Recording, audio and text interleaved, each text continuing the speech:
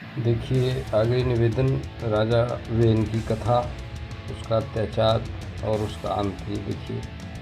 देखा जब ऋषि मुनियों ने सब जग, रक्षक बिन हुआ बेहाल।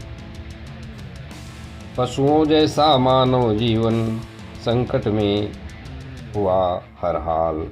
मतलब जब उसके पिताजी अर्थात राजा अंग उसके अत्याचार से घर छोड़कर और राज्य छोड़कर चले गए, तब की बात है। आगे निवेदन श्लोक 2।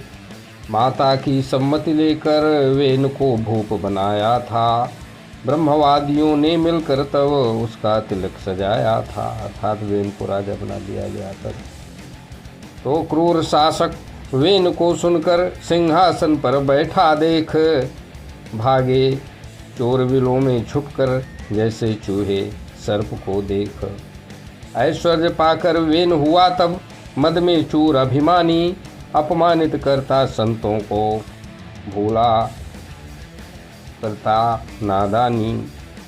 मद का मारा हाथी बनकर रथ पर चढ़कर वह डोल रहा, कांप उठी धरती अंबर भी जब वह भीषण बोल रहा। न यज्ञ करो न दान करो तुम, हवन न कोई होने दो, भेरी बजाकर धर्म रोक दो, सत्य न जग में बोने दो। वेन के कुकर्मों को देखकर ऋषि मुनि चिंतित भारी हुए, करुणावश सब मिलकर बोले, प्रजा दुख के अधिकारी हुए।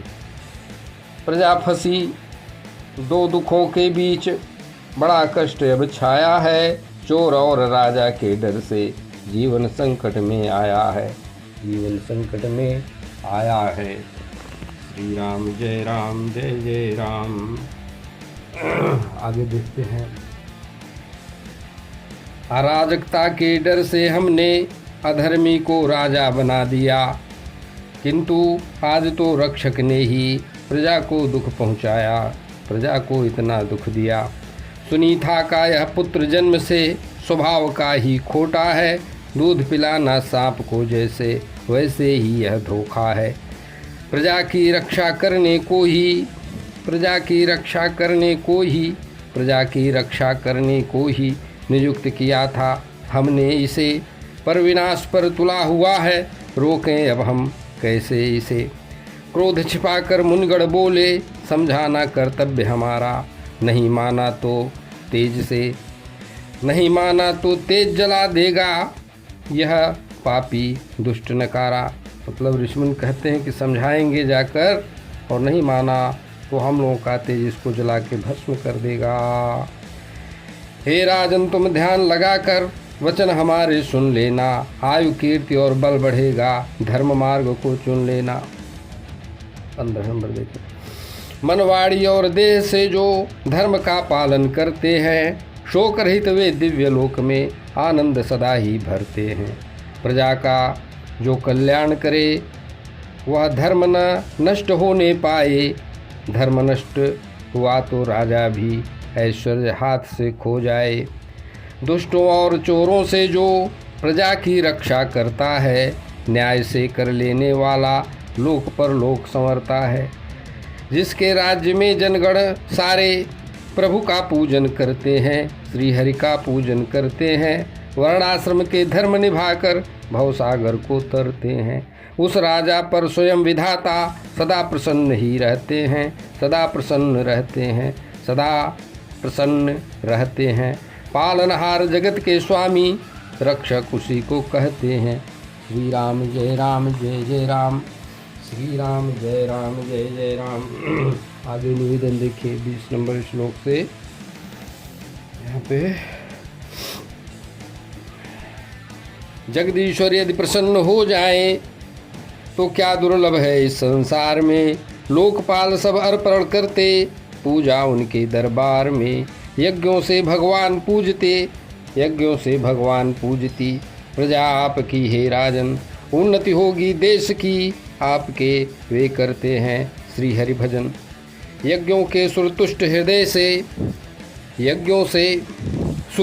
तुष्ट हृदय हो, इच्छित फल पहुँचाते हैं। हे वीर न रोको धर्म का मार्ग तुम, शुभ ही फल वे ले आते हैं। वेन कहे तब वेन बोला, राजा वेन उस समय था। 20 नंबर 323 में श्लोक। तुम मूर्ख बड़े हो, अधर्म में ही धर्म दिखे, त्यागपति को जारपति भज, ऐसी तुम्हारी बुद्धि लिखे।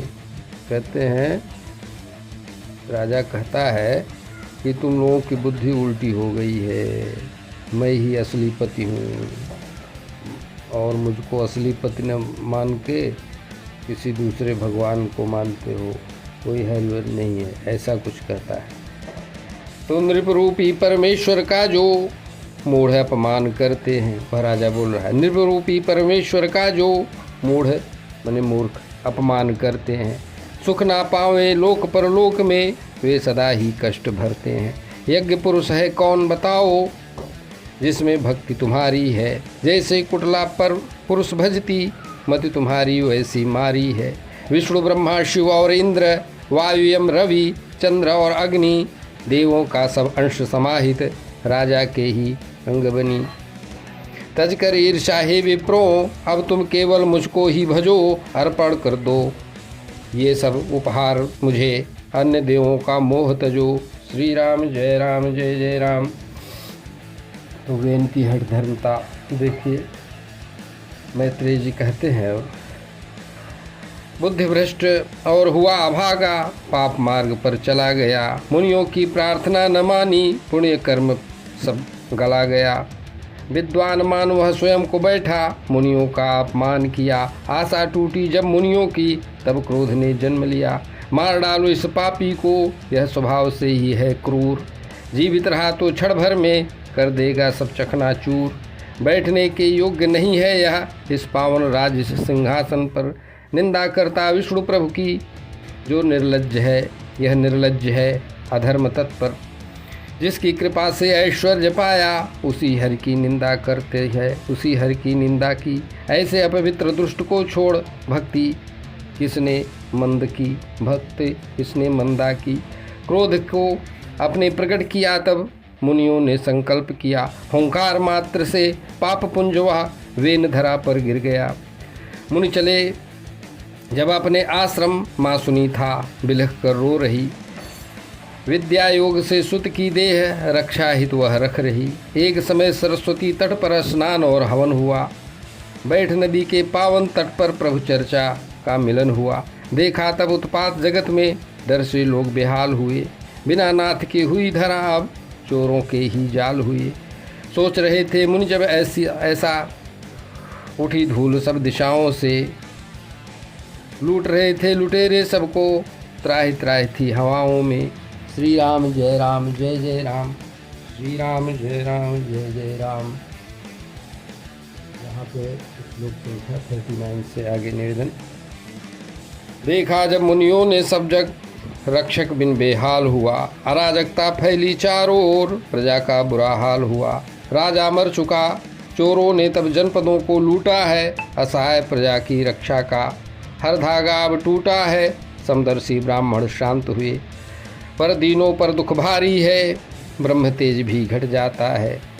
जब दुखिया नर नारी है, अंगराज का वंश महान था, केशव का आधार रहा, वीरहीन हो यह कुल अब कैसे सकता निराधार रहा। निश्चय कर तब मुनियों ने मृत राजा की जंघा मथी, प्रकट हुआ तब एक पुरुष, जिसकी काया अति काली थी, ह्रस्व बाहु माने छोटे बाहु और छोटे अंग, कौवे जैसा रंग था, लाल नेत्र तार वर्ण, अद्भुत सब उसका ढंग था।